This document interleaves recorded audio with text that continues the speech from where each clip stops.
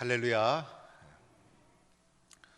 우리들을 가리켜 예수 믿고 변화된 사람이다 라고 말을 하는데, 나는 진짜 변화된 사람인가 라고 나 자신에게 물어본다면 때로는 부끄러운 모습을 발견하게 됩니다.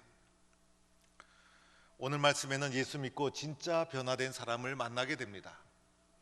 바로 사울이라는 청년이었습니다. 기독교 역사의 가장 위대한 인물로 기록되어 있습니다. 하나님은 사울을 변화시켜서 기독교 역사의 오늘의 기초를 닦는, 예루살렘에 머물러 있던 복음을 전 세계로 퍼뜨려 나가는 위대한 전도자로 사울을 사용해 주셨습니다. 그런데 이러한 사울이 맨 처음에는 어떤 사람이었을까? 사울은 가말리엘 문화에서 율법을 열심히 배웠던 바리새인 중에 바리새인이었습니다. 자신의 율법에 대해서 충실하게 확신을 가지고 살아가던 자들이었습니다. 그래서 사울은 예수 믿는 자를 핍박하는데 앞장서게 되었고, 특별히 스데반이 순교할 때 앞장서서 돌을 던진 사람이 바로 사울이었습니다. 사도행전 7장 58절에 보면 증인들이 옷을 벗어 사울이라는 청년의 발 앞에 두었다고 합니다. 그래서 스데반이 순교할 때도 가장 큰 증인의 역할을 감당했던 사람이 사울이었고, 스데반의 죽음을 사울은 당연하게 생각을 했습니다. 그뿐만 아니라 가가호호 다니면서 예수 믿는 사람을 찾기도 했던 사람이 사울이었고, 예수 믿는 사람뿐만 아니라 교회를 파멸시키는데 앞장섰던 사람이 사울이었습니다. 예수 믿는 사람을 가장 극렬하게 반대했던, 핍박에 앞장섰던 사람이 바로 사울이라는 사람이었습니다. 오늘 사도행전 9장 1절에 보면 하나님께서 사울을 사용해 주시는데, 1절 말씀에 보면 사울의 이러한 모습이 그대로 나타나 있습니다. 주의 제자들에 대하여 여전히 위협과 살기가 등등하여 라고 1절 말씀이 시작됩니다. 오늘 여기서 나오는 주의 제자들은 예수 믿는 사람을 가리키지 않습니까? 여전이라는 것은 사울이 하나도 변화가 없었다는 것입니다. 스데반이 순교할 때 앞장섰던, 교회를 핍박했던 사울의 그 잔악한 모습, 광기 어린 모습이 하나도 변함이 없이 여전히 그렇게 해왔다는 것입니다. 위협과 살기가 등등하여 예수 믿는 사람을 죽이는데 광적인 집착을 했던 사람이어서 사울에게는 살기를 느낄 정도로 공포스러운 존재가 사울이었습니다. 이러한 사울의 박해 때문에 예루살렘에서 예수 믿는 사람이 견딜 수가 없어서 예루살렘을 떠나 흩어지기 시작합니다. 그 중에 일부분이 다메섹까지 도망가가 살게 된 것입니다. 그런데 들려오는 소문이 다메섹에 간 사람들이 숨어서 살았으면 괜찮은데, 그곳에 가서도 예수 그리스도의 복음을 전해서 다메섹에 예수 믿는 사람이 많아지고 있다는 소문을 듣게 된 것입니다. 그래서 사울이 대제사장을 찾아갑니다. 다메섹 여러 회당에 가져갈 공문을 나에게 만들어 주십시오.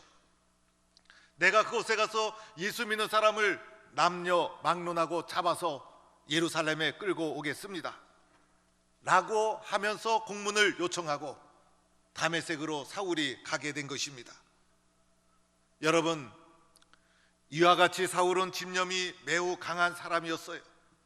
자기가 믿는 율법에 대해서 강한 확신을 가졌던 사람이었습니다. 믿어도 제대로 믿는 사람, 확신을 가지고 믿었던 사람이 바로 사울이었어요. 우리는 이렇게 귀한 예수를 믿고 있는데도 불구하고 미지근하게 믿는 사람이 있지 않습니까? 그런데 사울은 믿어도 분명하게 확신 있게 처신하고 믿었던 사람이 사울이었던 것입니다. 물론 사울은 예수 그리스도의 복음을 받아들일 마음이 조금도 없었어요. 우리들의 입장에서는 사납고 짐승 같은 사람이었어요. 도무지 말이 통하지 않는 사람, 고집불통의 사람, 자기 신념만 불타는 집념으로 붙잡고 있는 사람. 그런데 이런 사울이 어느 날 180도 바뀌어서 예수 그리스도의 복음을 전하는 전도자가 됩니다. 우리들 주변에서도 때로는 복음을 핍박하는 사람, 교회에 대해서 이상한 반감을 가지고 있는 사람, 그 사람도 하나님이 변화시켜 예수 믿는 사람으로 만들 수 있다는 것입니다. 이제 사울이 사람들을 대동해서 다메섹으로 갑니다. 다메섹까지는 자그만치 240km, 거리를 계산해 보니 포항에서 대전 정도의 거리, 일주일 기간의 정도의 기간을 거쳐서 다메섹 가까이 다가가게 되는데, 다메섹 가까이 다가갔을 때 사울에게 놀라운 사건이 일어납니다. 3절에 보니 홀연이라는 말이 나옵니다. 갑자기 일어났다는 것입니다. 하늘로부터, 이것은 오늘 사울이 겪은 사건은 출처가 하늘이라는 것을 말해주고 있는 것입니다. 사람이 인위적으로 어떠한 작업을 통해서 만들어낸 것이 아니라 하늘로부터 임한 사건을 경험하게 됩니다. 하늘로부터 빛이 그를 둘러 비추는지라, 하늘로부터 갑자기 빛이 사울을 비췄다는 것이죠. 세상에서 경험해보지 못했던 강렬한 빛을 사울이 갑자기 만나게 된 것입니다. 무대를 보면 껌껌한 무대에 주인공을 밝히기 위해서 조명이 내리쬐 때가 있죠. 조명을 비추게 되면 그 조명이 주인공을 밝게 드러내주게 되는 것이죠. 이처럼 강렬한 빛이 사울을 둘러 비췄다는 것입니다. 이렇게 빛이 비춰지면 특징이 있죠. 어둠이 다 물러가게 되고, 그리고 빛은 자세히 볼 수 있도록 만들어주는 것이죠. 어둠 속에서 손전등을 쫙 비추면 빛이 비춰지는 순간 어둠은 물러가고 밝히 다 볼 수가 있지 않습니까? 빛이 사울에게 비춰지는 순간 사울은 자신을 숨길 수가 없는 것입니다. 자신의 모습이 있는 그대로 다 노출되게 되는 것이고, 빛 앞에서는 아무것도 숨길 수가 없는 것이죠. 어둠 속에 있으면 보이지가 않아요. 무엇이 있는지, 어떻게 생겼는지, 무엇이 묻어 있는지. 그러나 빛 안으로 가게 되면 숨길 수가 없고 다 밝히 드러나게 되는 것입니다. 사울에게 비친 이 빛, 바로 예수님이십니다. 예수님은 빛이 아니십니까? 예수님의 밝은 빛 아래서 자신의 모습이 송두리째 다 드러난 거예요. 예수님의 밝은 빛 아래서 자신을 숨길 수가 없었어요. 그래서 강렬한 빛이 비치자 사울이 엎드러지고 만 것입니다. 예수님의 영광의 빛 아래 엎드러진 것이었어요. 사울이 땅에 엎드러질 때 사울에게 들려오는 소리가 있었어요. 사울아, 사울아, 내가 어찌하여 나를 박해하느냐. 사울에게 이 말씀이 들려오게 됩니다. 이 순간이 예수님과의 인격적인 만남, 빛이라는 사건만 있었더라면 신비한 사건이 될 텐데, 더하여 사울아, 사울아, 예수님의 말씀을 듣게 되죠. 이 말씀을 들을 때 예수님께서 사울아, 사울아 두 번 부르시고, 내가 어찌하여 나를 박해하느냐. 놀라운 일이었어요. 예수님은 사울의 행위를 다 보고 계셨던 거예요. 그리하여 결정적인 순간이 되자 사울에게 찾아오신 것이죠. 우리의 모습도 예수님 다 보고 계시는 거예요. 이때 사울이 땅에 엎드려져서 이렇게 예수님의 부름 앞에 대답을 합니다. 주여 누구시니까? 주여 누구시니까라고 사울이 반응했다는 것이 중요합니다. 사울이 반응하지 않았더라면 어떻게 되었을까? 사울이 반응하지 않았더라면 그저 빛 아래에 엎드려지고 음성을 들은 것으로 끝났을 거예요. 반응했다는 것이 중요합니다. 인식했다는 것이 중요해요. 반응했다는 것은 바울이 수용했다는 거예요. 반응을 해야 역사가 일어나게 되는 것입니다. 말씀을 듣다가도 아멘 하고 반응할 때 공감이 되고 믿어지고, 은혜를 받았으면 아멘하고 속으로라도 아멘하고 끄떡끄떡하고 수용을 하고, 요즘은 마스크를 쓰고 있어서 듣고 있는지 안 듣고 있는지 알 수가 없어요. 그래서 이 사람의 반응은 이 마스크 안에 있는 것 같아요. 마스크를 쓰고 요 안에 반응이 모습은 이 마스크 아래에 딱 있는 것 같아요. 마스크를 쓰고 있으니까요. 요즘은 또 마스크 요 쓰고 있고 마스크 위만 딱 보이니까요. 안 예쁜 사람이 없어요. 제가 보니까. 왜냐하면 요즘은 대부분 웬만하면 여기 눈 위에도 한번 이렇게 예쁘장하게 쌍꺼풀 수술도 하시고 눈썹도 그리고 머리도 약간 예쁘게 한 다음에 여기까지 싹 가리니까 요 부분은 다 예뻐요. 근데 진짜 예쁜 거는 이 아래에서 결정되는 것 같기도 하고 여기서 반응이 다 나오게 되더라고요. 보니까 반응이 없다는 것은 이해가 되지 않았다는 뜻일 수도 있고 반응이 없다는 것은 나와 관계가 없다는 말일 수도 있어요. 그래서 반응을 할 때 내가 느끼고 체험했을 때 반응을 할 때 역사가 일어나는 거예요. 슬프면 눈물을 흘리고 이해가 되면 고개를 끄덕끄덕대고 아프면 아프다고 하고 이렇게 반응이 일어날 때 역사가 일어나는 거예요. 그래서 오늘 사울이 빛으로 말씀으로 체험하고 느껴질 때 그 느낌과 체험을 들었을 때 주여 누구시니까 반응했다는 것이 소중한 역사의 계기가 되는 것입니다. 이럴 때 구체적인 깨달음으로 구체적인 체험으로 들어가게 되는 것입니다. 이때 사울이 주여 누구시니까라고 반응했을 때 결정적인 주님의 음성을 듣게 됩니다. 나는 내가 박해하는 예수다. 나는 내가 박해하는 예수다. 아마 이 말씀은 사울의 격동하는 마음속에 결정적인 못을 박는 주님의 음성이 됩니다. 상상도 하지 못했던 음성을 듣게 됩니다. 이 순간 사울의 온몸이 머리끝부터 발끝까지 전율이 오며 멈춰지지 않았을까? 여러분, 사울은 예수 믿는 사람을 핍박했죠. 그래서 오늘 1절 말씀에도 주의 제자들에 대하여 2절에도 그 도를 따르는 사람을 만나면 이라고 하면서 사울의 초점은 예수 믿는 사람을 핍박하는 것이었어요. 그런데 들려온 예수님의 말씀은 예수 믿는 사람과 예수님 자신을 동일시하고 있다는 것입니다. 그래서 예수님께서 사울아 너는 왜 예수 믿는 사람을 박해하느냐 이렇게 묻지 않았어요. 도리어 예수님은 예수 믿는 사람과 자신을 동일시하면서 나는 내가 박해하는 예수다 이렇게 사울에게 대답한 것입니다. 이 순간 사울이 예수님을 결정적으로 깊이 있게 깨닫고 만나는 순간이었어요. 사울은 나는 내가 박해하는 예수다 이 체험을 이후에도 2번 더 간증하게 됩니다.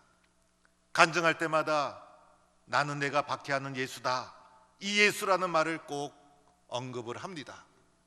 이때 내가 만난 분은 바로 예수님이라는 분명한 자신의 고백이 담겨 있는 것입니다.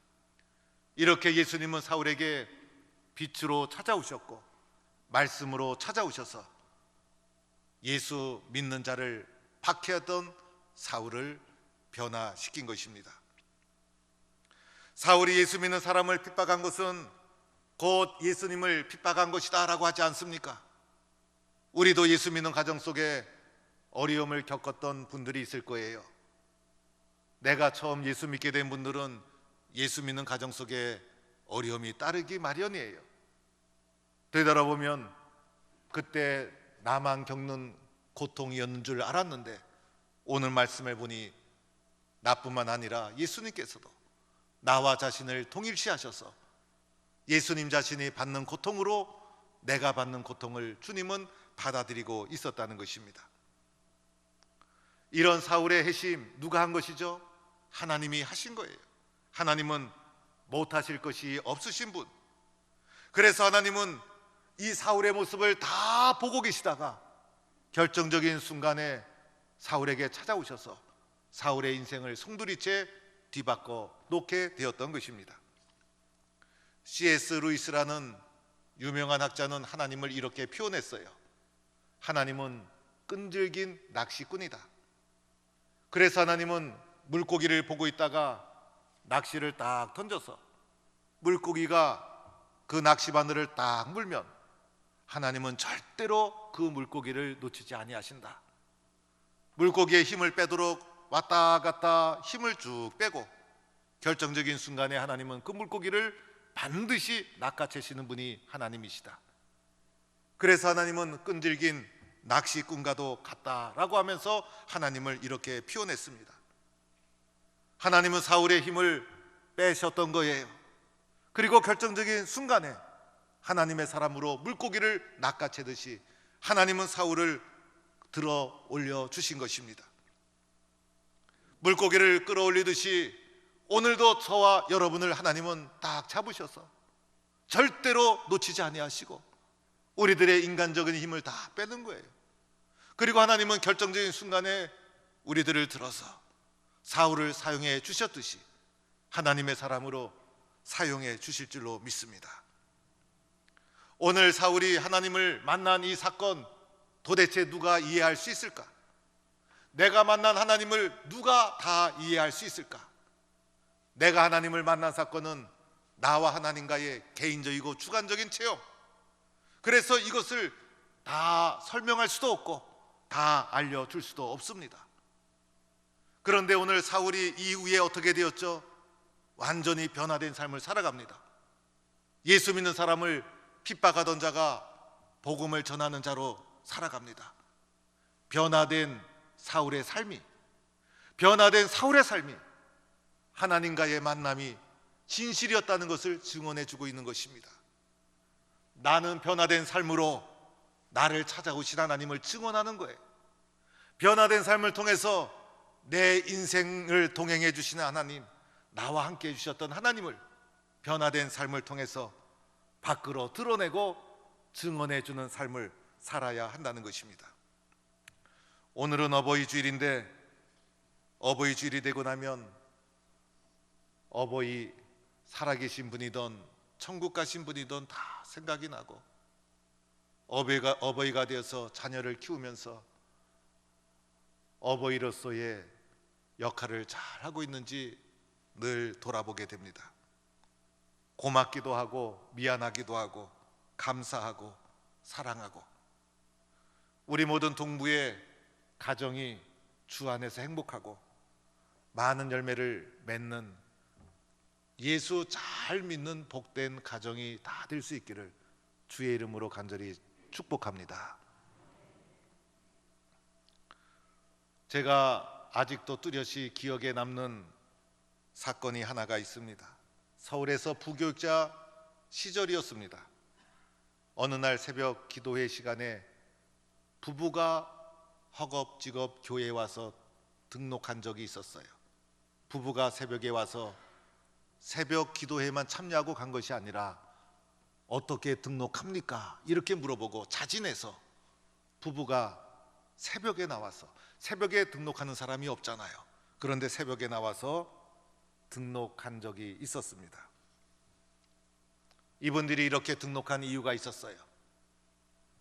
이분은 독실한 불교 신자였어요. 불심이 깊은 불교에 깊이 심취된 분이었어요. 우리가 교회를 매주 열심히 나오듯이 이분은 일주일에 절간을 몇 번씩 찾아가고 스님과도 개인적으로 교분을 나누고 그리고 자기가 섬기는 절간에도 기여도 많이 하는 그런 분이셨어요. 이분의 딸이 공부를 잘해서 미국 워싱턴에 있는 의대로 유학을 보냅니다.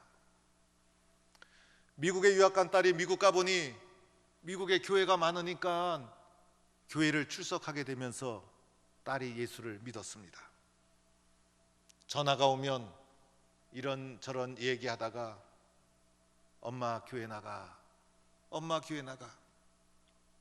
그 말을 들을 때마다 기분이 나빴다는 것입니다. 공부하라고 자기는 한국에서 불공을 열심히 드리고 있는데 미국 간 딸은 예수 믿고 엄마 교회 나가 하니까 안 맞아도 이렇게 안 맞을 수가 있나? 이거 혹시 또 교회에 미친 거 아닌가? 걱정이 한두 가지가 아니었다고 합니다. 그러던 어느 날 또 그 말을 하기에 하도 싫어서 야 이년아, 그만 좀 해라.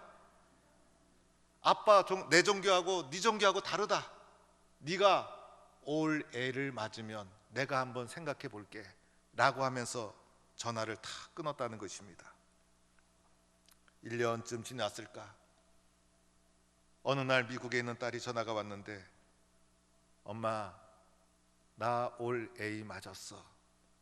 약속대로 교회 나가 라는 딸의 전화를 받게 됩니다. 의대 공부하기가 얼마나 어렵습니까? 엄마를 전도하기 위해서 올 A를 맞기 위해서 얼마나 노력했을까? 그걸 생각하니 그날 밤 잠을 잘 수가 없었다는 것입니다. 밤새 남편과 울었다는 것입니다. 밤을 꼬딱 새고 견딜 수 없는 마음으로 지나가다가 바깥에 교회 시간표 보니까 새벽 시간표 기억이 나서 시간에 맞추어서 교회에 달려나와서 등록을 한 것이었습니다. 그날 밤이 그분들에게 있어서는 사울의 다메섹이었습니다.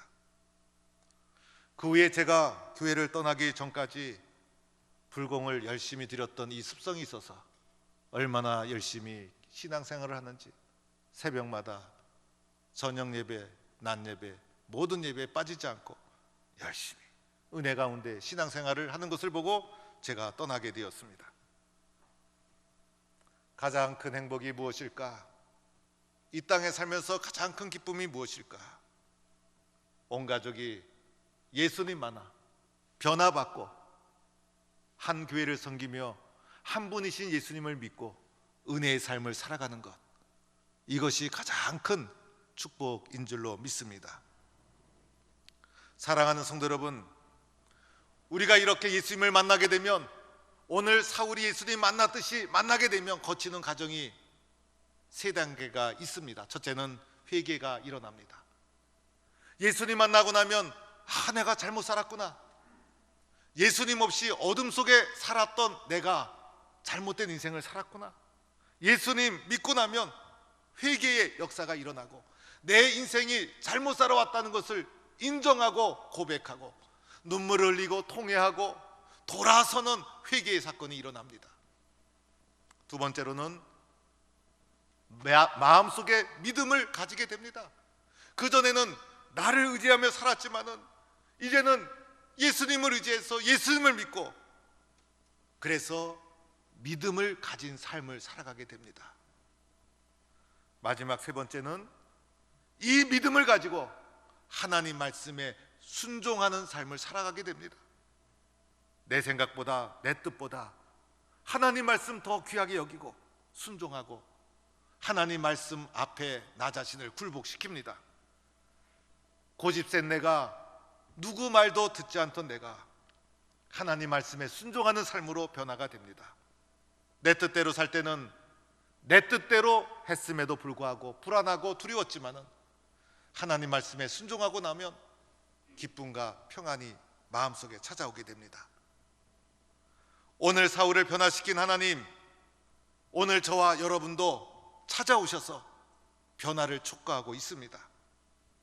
사울이 꼭 필요해서 하나님께서 찾아가셨듯이 저와 여러분이 하나님 나라에 꼭 필요해서 찾아오셔서 저와 여러분을 부르고 있습니다. 우리를 찾아오신 주님 앞에, 주님 누구시니까? 주님 제가 어떻게 해야 합니까? 주님 제가 무엇을 해야 합니까? 주님 제가 어떻게 순종해야 됩니까? 반응하는 성도가 되어야 합니다. 그래서 사울처럼 주님을 위해서 변화된 삶을 살아가는 복된 성도가 될 수 있기를 축원합니다.